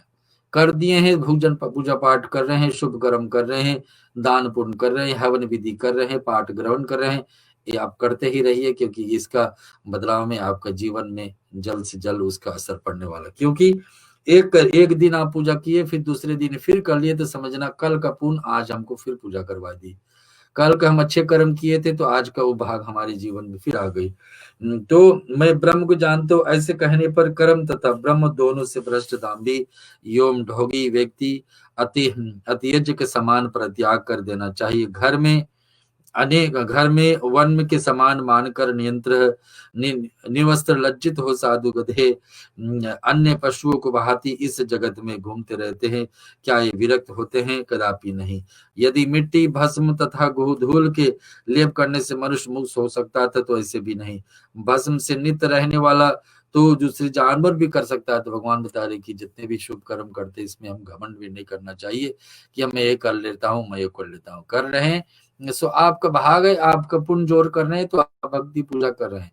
क्योंकि आप अपने आप को ज्यादा कर रहा हूँ, दूसरा लोग नहीं कर रहे हैं और दूसरा लोग घिरे हैं, तो भगवान बताते इसके मतलब अर्थ ही बिगड़ेगा। क्योंकि आपका तो लक्ष्य अपना जीवन से है, आप जीवन में आगे बढ़ रहे हैं, भक्ति पूजा कर रहे हैं, सो भी आप भाग है, आप पुण्य है, वो आपके पास रहे, दूसरा नहीं कर रहे ना। ये बढ़ावा दीजिए कि आप करिए, अन्यथा वो नहीं कर पा रहा, समझना उनको कर रहे कि आगे करने नहीं दे रहा भक्ति पूजन। जन्म से लेकर मृत्यु पर्यंत गंगा आदि प्रति पवित्रतम से नदियों में रहने वाला भी जीव जंतु का क्या क्या क्या प्राणी, जल प्राणी योगी से हो सकता है। हम लोग सोचते हैं, जैसे हमने पहले भी कहे कि हम लोग सोचते हैं कि जो गंगा में स्नान करने से, गंगा में स्नान करते तो सारे सारे हमारे पाप क्षय हो जाएंगे, अंतिम में हमारे शरीर गंगा में चले जाए तो हम पाप क्षय हो जाएंगे, या ऐसे सचमुच में होता है? तो भगवान बता रहे कि जो जीव जो हमेशा गंगा रहते उनका क्या दशा, क्योंकि उनका वर्ती होना संभव, लेकिन मनुष्य धर्म ऐसा है कि सब कुछ कर लेगा, अंतिम में गंगा में भी पहुंच सकता है, गंगा में स्नान भी कर सकता है हर दिन प्रतिदिन, और दूसरी तरफ व्रत भी करेगा, मूर्ति की सेवा भी करेगा, पाठ भी करेगा। तो सनातन क्या है, हमारे जीवन क्या है, भगवान बता रहे हैं कि एक पैकेज में देखना चाहिए कि हर दिन प्रतिदिन पूजा पाठ भी करे, भगवान को कुछ अर्पण करे, मंत्र भी करे, पाठ श्रवण करे, व्रत भी समय समय पर रखे, और अंतिम समय में जाकर मोक्ष की प्राप्ति हो। यही तो कहा जाता है कि 4 पुरुषार्थ हमारे जीवन में होती है, धर्म, काम, अर्थ, मोक्ष। धर्म पे चले, काम यानी इच्छाएं पूर्ण हुई, अर्थ यानी कि जितनी भी संपत्ति हो सके हमारे जीवन में आए, अंत में मोक्ष मिल गई। तो ये गरुड़ पुराण का मुख्य उपदेश यही है कि चारों चीज हमको जीते जी मिल जाए, धर्म पे चलने लगे और अर्थ मिल गई, काम इच्छाएं पूर्ण होगी, अंतिम में जाकर मोक्ष रास्ता खुल ही जाता है। वाक्य में ये छंद है और इस छंद से गुम्पित कार्यों में अलंकार सुशोभित होता है। इस चिंता से दुखित मूर्ख व्यक्ति अधिक व्याकुल हो जाता है इस परम तत्व को हो, किंतु उसी का शास्त्रों का सद्भाव कुछ भी और है, किंतु यह उसकी ख्यातता मानती उपदेश का ये कारण है, किंतु स्वयं उसका अनुभव नहीं कर पाता। जो वे वेद शास्त्रों पढ़ते हैं और उसको जानकर भी प्रयास करते हैं, किंतु जैसे कलछी पा करके रस स्वाद नहीं पा सकता, वैसे ही परम तत्व को नहीं जान सकता। भगवान बताए कितने लोग आदत है कि ज्ञान पाते रहेंगे, ज्ञान पढ़ते रहेंगे, ज्ञान हासिल करते रहेंगे, लेकिन इतने समय नहीं व्यक्ति के पास। मनुष्य जीवन सिर्फ 100 वर्ष का अवधि बताया जाए कि जितने सारे ज्ञान को हम पढ़ करके 4 वेद, 6 उपनिषद, 18 पुराण को पढ़ करके भी ज्ञान को जीवन में नहीं उतार पाएंगे। क्यों? क्योंकि इतना व्यक्ति के पास 100 वर्ष में अवधि नहीं है कि सब कुछ जो पढ़ पाए, सुन पाए, समझ पाए और जीवन में उतार पाए। बहुत से लोग वेद शास्त्र पढ़ते हैं, किंतु उनको भाव से समझने वाला दुर्लभ है। फिर अलग अलग समझ भी होता है, कैसे हम पढ़े, क्या हम समझे, और मैं कैसे पढ़ के आपको समझा रहा हूँ, ये मेरी मत के अनुसार, मेरे विचार के अनुसार मैं बता रहा हूँ। अब कोई दूसरा इस लाइन को पढ़ेगा, इस श्लोक को पढ़ेगा, तो शायद दूसरे रूप से आपको समझाएगा। तो यहाँ अपने ही भीतर विद्यमान में उस परम तत्व को ना पहचान करके मूर्ख प्राणी शास्त्रों को वैसे ही व्याकुल हो जाता है। तो अपने में जबले हमारे जीवन में अंधेरा बढ़ा है, पाप बढ़े, ये धीरे धीरे हटेगा नहीं, और पाप और अंधेरा कैसे हटेंगी? गुरु के दिया हुआ मंत्र से जाप करते करते, धीरे धीरे जीवन में व्रत करते करते, धीरे धीरे हर दिन प्रतिदिन देवताओं को पूजन करते करते, मंत्र जाप से, देवताओं को मूर्ति की सेवा के करने से और पाठ श्रवण करने से, व्रत रखने से, ये धीरे धीरे हमारे जीवन में अंधेरा दूर होगी, पाप दूर होगी। और ऐसे पाप और अंधेरा दूर जाने लगे तो हमारे जीवन में ठीक अच्छे अच्छे जो ज्ञान हम सुनेंगे, समझेंगे, उतार पाएंगे और उसके चल पाएंगे। यहाँ भगवान में संसारिक मोह को विनष्ट करने के शब्द ज्ञान समर्थ नहीं है, क्योंकि दीपक की वार्ता से कभी अंधकार को दूर नहीं किया जा सकता है। बुद्धि रहित व्यक्ति को पढ़ना वैसे ही है जैसे अंधे के हाथ में दर्पण है। अतः प्रज्ञान अवज्ञात, बुद्धि रहित व्यक्ति को पढ़ना वैसे ही, जो व्यक्ति का बुद्धि ठीक है नहीं, पढ़ेगा तो किताब, आज हमने रामायण पढ़ लिया, आज हमने ये कर लिया, लेकिन बुद्धि उसको जो पढ़े हैं वो आपको जीवन में उतारने की बात करो तो फिर दूर का। तो भगवान बताया ऐसे अंधा व्यक्ति को एक दर्पण दे दो, एक शीशा दे दो, और बताओ कि आप देख रहे हैं, आप कैसे लग रहे हैं, तो क्या बताएगा अपने आप को? देख तो पाएगा नहीं, तो अच्छा ही बोलेगा। तो वैसे ही जो व्यक्ति पढ़ा है ग्रंथ, रामायण पढ़े, गीता पढ़े, जो भी पढ़े हैं, लेकिन पढ़ करके फिर भी जीवन में उतार नहीं है, तो फिर उसका क्या मतलब? तो यहाँ भगवान पढ़ने के बाद एक है, लेकिन जीवन में उतारने के बाद दूसरा। यहाँ पर संसारिक मोह विनष्ट करने के लिए शब्द ज्ञान समर्थ नहीं है, क्योंकि दीपक की वार्ता से है, क्योंकि बुद्धि रहित है, जो व्यक्ति का बुद्धि नहीं है। कृष्ण गीता में हमेशा बताते हैं कि सबसे उत्तम वस्तु हमारे पास क्या है? हमारे ज्ञान, हमारे नॉलेज, हमारे एबिलिटी टू डिसाइड क्या ठीक है क्या रॉन्ग है। क्या अच्छा है क्या बुरा है। जब ये नहीं, ज्ञान में हम ये नहीं समझ पाए, बात दोनों लिखा है कि राज से रामायण, राज से राम है, राज से रावण भी है, तो हम दोनों चीज पढ़े, लेकिन उसमें हम किसको अडॉप्ट कर रहे हैं, तो हम जो समझ में बात नहीं आ रहा है कि राजा दोनों हुए, राम भी राजा बने, रावण भी राजा बने, लेकिन दोनों को राजा का गुण हम कौन राजा का गुण लेंगे।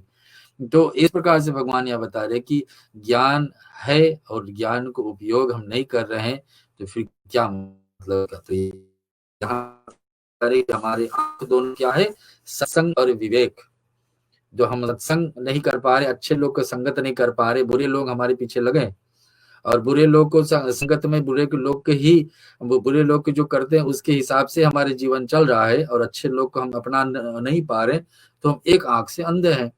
और दूसरा क्या बता रहे कि हम विवेक यानी कि नॉलेज, अब हम अच्छे नॉलेज रख करके भी जीवन में नहीं उतार पा रहे या आ ही नहीं रहा अच्छे ज्ञान, तो फिर दूसरे आपकी, तो दूसरा आंख भी अंधा है। तो यह बता रहे कि प्राज्ञावान पुरुषों के द्वारा अधीन शास्त्र तत्व ज्ञान का लक्षण है, या ज्ञान है वह जानने के योग्य, ऐसा विचारों में फंसा हुआ मनुष्य सब कुछ जानने की इच्छा करता है, किंतु 1000 दिव्य वर्ष तक पढ़ने भी शास्त्रों का अंत नहीं पाएगा। तो शास्त्र ही हमारे ऐसे बना है, इसी कारण से बताते कि एक देवता को में मन लगा करके, कोई नहीं किसी आपसे कहे कि हमने इतने ग्रंथ पढ़ लिए, 4 वेद पढ़ लिए, उपनिषद पढ़ लिए, 18 पुराण पढ़ लिए, ये पढ़ लिए, वो पढ़ लिए, ठीक है, सब पढ़ना जरूरी है, सब जीवन में उतारना, लेकिन भगवान विष्णु यहाँ गुरु जी से बता रहे, कोई हजारों ग्रंथ पढ़ ले, किसी को उम्र भी दे दिया जाए कि चलो 100 वर्ष से ज्यादा आप जियोगे, 1000 वर्ष से लीजिएगे, ग्रंथ सब पढ़ते पढ़ते सब पढ़ डाले, लेकिन उतारने की बात आई कि किस्मत से क्या क्या आप उतार रहे हो, तो उस समय वो अपने हाथ नहीं उठा रहा है कि कौन कौन ज्ञान हम लेकर के क्या जीवन में उतारे, तो फिर एक ही ग्रंथ पढ़े होते, उसी का आधार पर चलते हुए, तो उसका जीवन सफल हो जाती। यहाँ भगवान बता रहे, सुनिए, अतः प्राज्ञावान पुरुषों के द्वारा आधीन शास्त्र तत्व ज्ञान लक्षण है, या ज्ञान है या जानने की योग है, ऐसे विचारों में फंसा हुआ मनुष्य सब कुछ जानने की इच्छा करता हो, किंतु 1000 दिव्य वर्षों तक पढ़ने पर भी शास्त्रों का ज्ञान व्यक्ति को जीवन में असर नहीं कर पाएगा, तो क्या अर्थ है। इसलिए जल में मिले हुए क्षीर को जैसे हंस ग्रहण कर लेता है, वैसे ही उनके सारे तत्व को ग्रहण करना चाहिए। अनेकादि शास्त्रे स्वल्पित को ढम तस्मान सार विजानीत क्षीर हंस स्वभाविता। भगवान यहाँ बता रहे कि सुनिए, हे तक्षत, वेद शास्त्रों को अभ्यास करने जो बुद्धिमान व्यक्ति उस परम तत्व को ज्ञान प्राप्त कर लेता है, उसको उन सभी परित्याग उसी प्रकार के करना चाहिए जिस प्रकार के एक धनार्धी पुरुष धान ग्रहण कर लेता, वैसे पोलाव के ही फेंक देता है, ऐसे अमृत की पान से शांति पर प्रहदन प्राप्त हो। कोई भी तो कोई सरोकार नहीं जान सकता, वैसे ही तत्व को जानने वाले विद्वान का शास्त्र से कोई प्रयोजन नहीं रह सकता। हे विंताजमंद, वे ध्यान का मुक्ति संभव नहीं है, और ना तो शास्त्रों को पढ़ने से वह प्राप्त हो सकता है, वह केवल ज्ञान से सुलभ है। और कई एक ज्ञान से सुलभ है, कैसे ज्ञान से सुबह है कि ज्ञान ही हम लोग को उतार सकती है। गीता का मुख्य उपदेश है ज्ञान, अच्छे ज्ञान ढूंढे, ज्ञान के मार्ग पे चले। ज्ञान कहाँ से मिली? गुरु से मिली, चाहे ग्रंथ से मिली। ग्रंथ पढ़ते पढ़ते अच्छे ज्ञान हो गए, या गुरु के दिया हुआ उपदेश लेकर के हम अच्छे से ज्ञान हो गए, और या तो भगवान के बारे में जहां से भी पढ़ पड़े, ग्रंथ से मिली, गुरु से मिली, कोई भी किताब से जैसे कि ग्रंथ के रूप में उससे हम ज्ञान मिली, उस ज्ञान को लेकर हम चलें और जीवन को सुधार ले। भगवान श्री लक्ष्मी नारायण यही गरुड़ जी को उपदेश दें। श्रोताओं, हम सुनते एक छोटे भजन, फिर आज का अंतिम भाग गरुड़ पुराण को, आज का रात्रि का अंतिम भाग आपको सुनाते हैं। मन में सोच विचार बुलबुला पानी का, सोच में उड़ जाए नशा जवानी का। सोच विचार बुलबुला पानी का, सोच में उड़ जाए नशा जवानी का। मन में सोच विचार बुलबुला पानी का, सोच में उड़ जाए नशा जवानी का।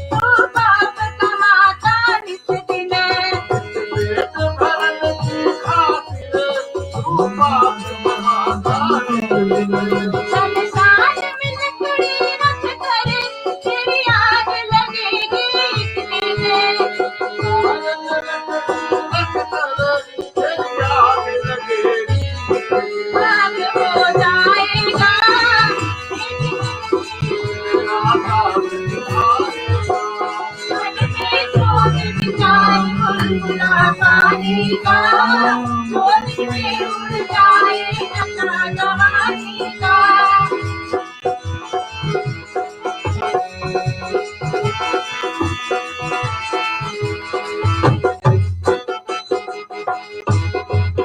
ये जीवन तेरा ऐसा, पानी में बतासा जैसा। ये जीवन मेरा ऐसा, पानी में बतासा ये जीवन तेरा ऐसा, पानी में बतासा जैसा। जीवन मेरा ऐसा, पानी में बतासा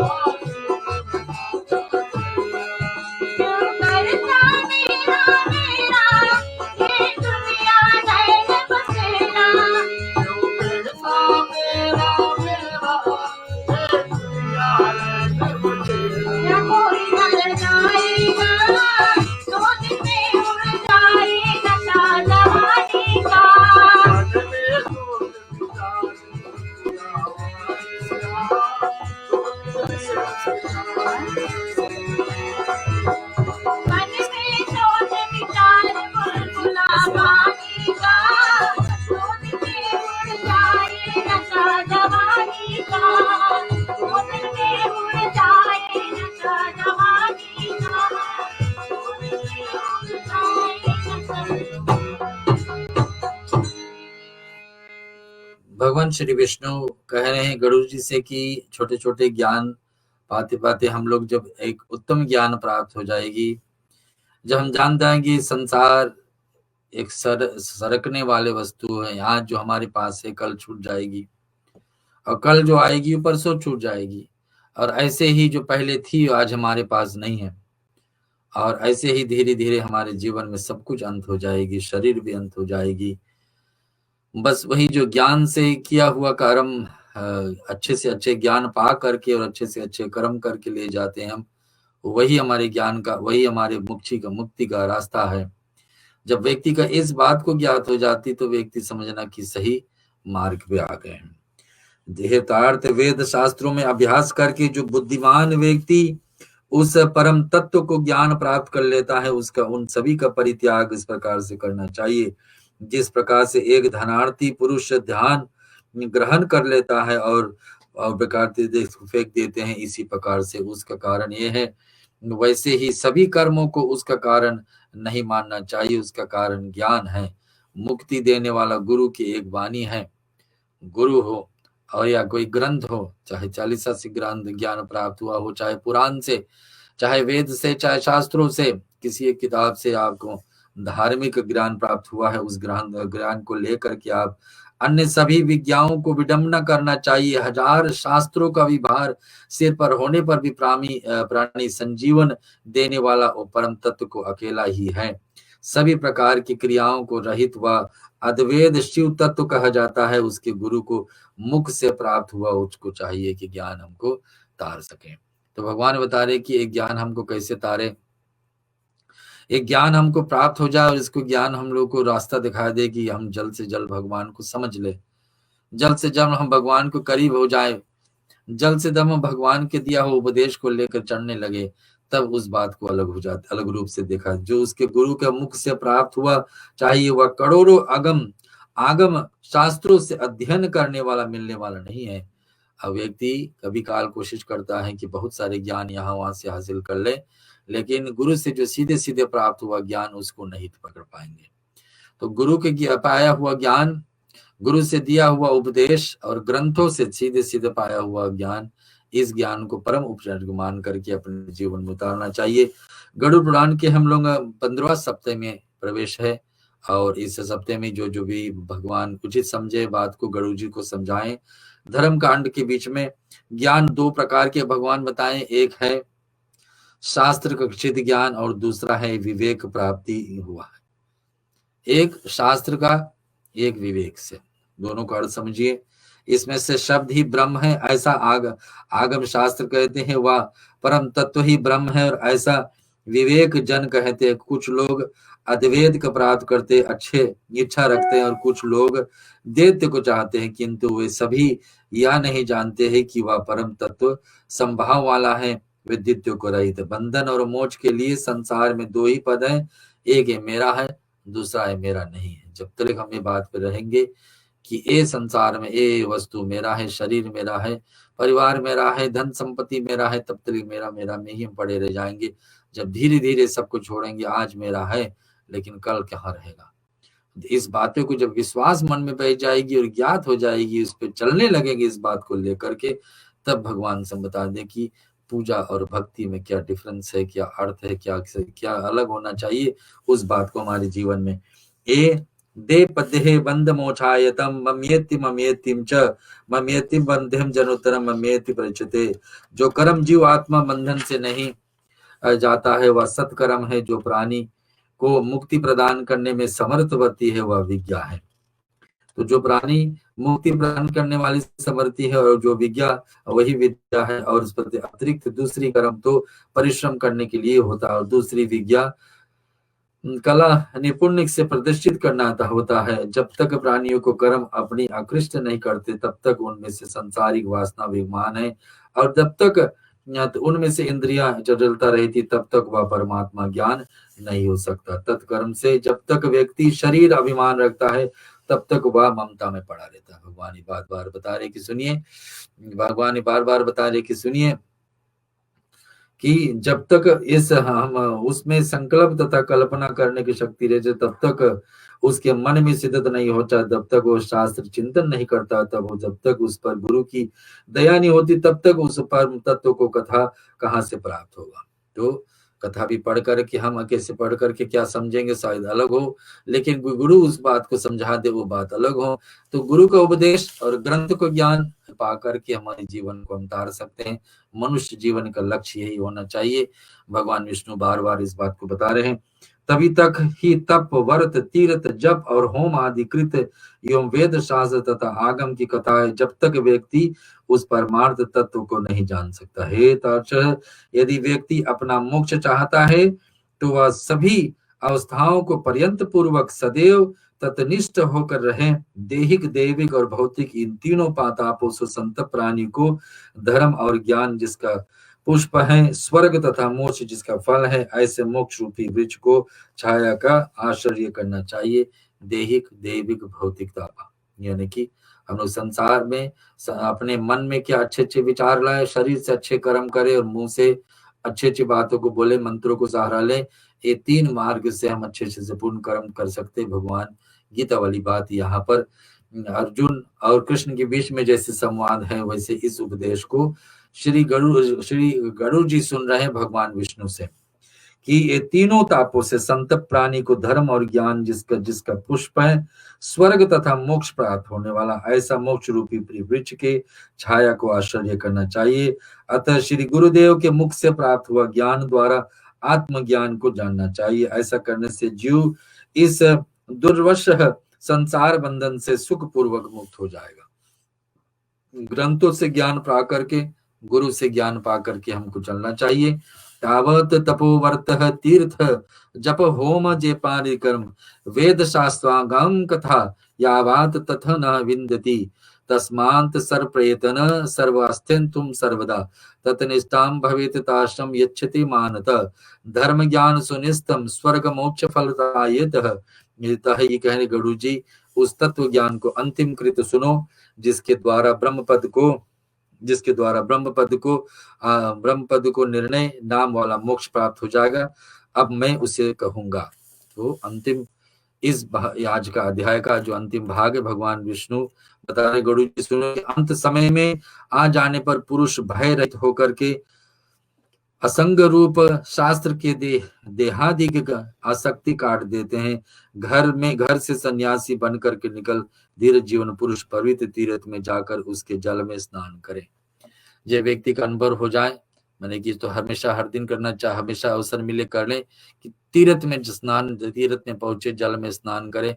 लेकिन व्यक्ति को अगर जो लग जाए कि अंतिम समय हमारी आ रही है तो तीर्थ का सहारा जरूर लेना चाहिए। दूसरा बात क्या बता रहे भगवान, तदंतर वहीं पर एकांत देश में किसी स्वच्छ एवं शुद्ध भूमि पर विधिवत आसन लगा करके बैठ जाना चाहिए। एकाग्रित होकर के गायत्री आदि मंत्रों को, जैसे पितृ गायत्री मंत्र हम लोग भेजे थे आज का विषय में लिख करके, और वैसे ही जो गायत्री मंत्र, इसको महामंत्र कहा जाता है, तो महामंत्र को, गायत्री को कभी नहीं छोड़ा चाहिए। इस मंत्र के द्वारा ही सारे देवताओं को, इसी मंत्र को द्वारा ही सारे देवताओं को हम एक साथ बांध सकते हैं।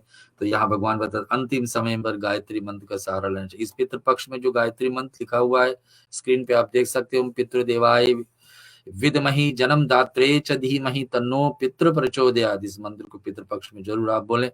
छोटे मंत्र भी हम लोग दिए हैं स्क्रीन पे पहले, और पितृ गायत्री बोल सकते तो वेदों के अनुसार चलेगी। यहाँ भगवान बता अंतिम समय में गायत्री मंत्र का सहारा लेना चाहिए था। एकाग्रचित होकर गायत्री आदि मंत्रों द्वारा उस परम शुद्ध ब्रह्मचर्य का ध्यान करे। ब्रह्मचर्य के बीज मंत्र के बिना भुलाई व अपनी श्वास को रोक करके मन में वश करे। मन रूपी घोड़ों को बुद्धि रूप से अपने अंगों से, अपने शरीर के, अपने एक एक सेंसेस को बुरे कर्मों से रोके, कि बुरे से बुरे कर्म में हम बुरे से बुरे कर्म से हटते रहे, और धीरे धीरे भगवान की भक्ति की घोष से अन्य कर्मों को मन में रोक करके बुद्धि के द्वारा शुभ कर्म में मन लगाते रहे। आज का संदेशा गरुड़ पुराण की मुख्य बात यही थी कि बार बार कोशिश करें अपने बुरे आदतों को कैसे हटाएं, अच्छे अच्छे विचारों को कैसे लाएं, ग्रंथों के सहारा, गुरु का मंत्र के सहारा, गुरु का उपदेश को लेकर के मैं ब्रह्म हूँ, मैं परम धाम हूँ, मैं ही ब्रह्म हूँ, परम पद मैं हूँ, इस प्रकार से समीक्षा करके आत्मा को निष्कल आत्मा प्रविष्ट करना चाहिए। जो मनुष्य ओम इस एकाक्षर ब्रह्म को जप करता है वह अपने शरीर को प्रत्याग कर परम प्राप्त कर लेता है। मैंने सिंपल से सिंपल, छोटे से छोटे मंत्र तो एक ही है ओम, इसका बोल करके भी व्यक्ति तदंतार करते। एक छोटी भजन सुनाओ, फिर हम उनका अंतिम बेला में हम पहुंच रहे हैं। शुद्ध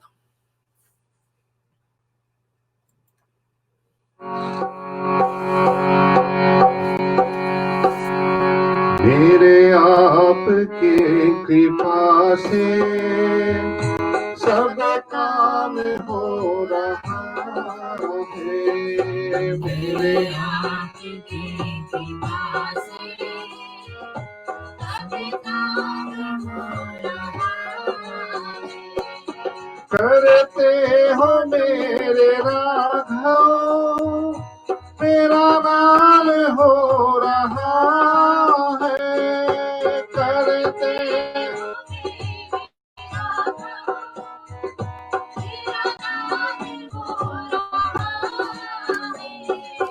मेरे राम के कृपा से सब काम हो रहा है।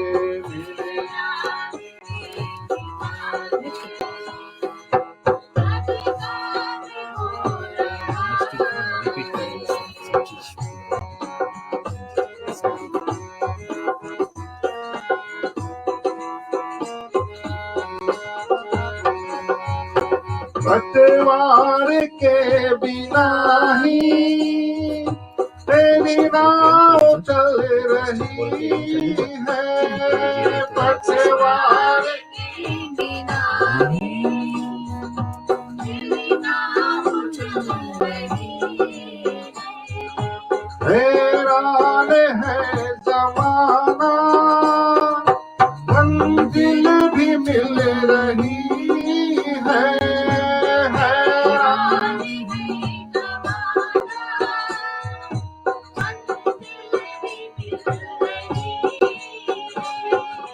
करता नहीं मैं कुछ भी, करता नहीं मैं कुछ भी, सब काम हो रहा है। मेरे आपकी कृपा से सब काम हो रहा है। करते हो मेरे राघव, मेरा नाम हो रहा है। करते हो मेरे राघव, मेरा नाम हो रहा है। मेरे राम के कृपा से सब काम हो रहा है। मेरे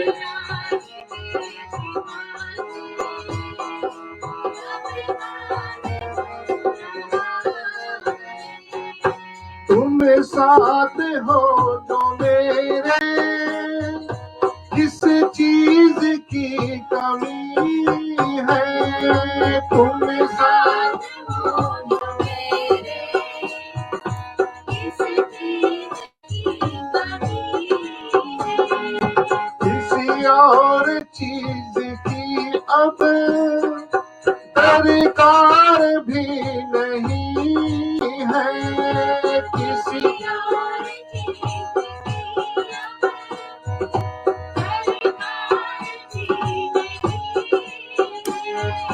तेरे साथ से गुलाम अब, तेरे साथ से गुलाम अब गुलबाम हो रहा है, मेरे राम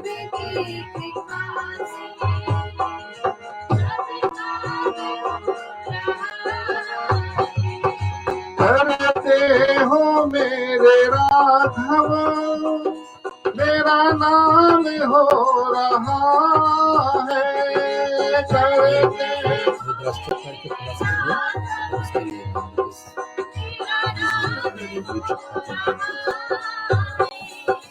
मेरे राम के पिता।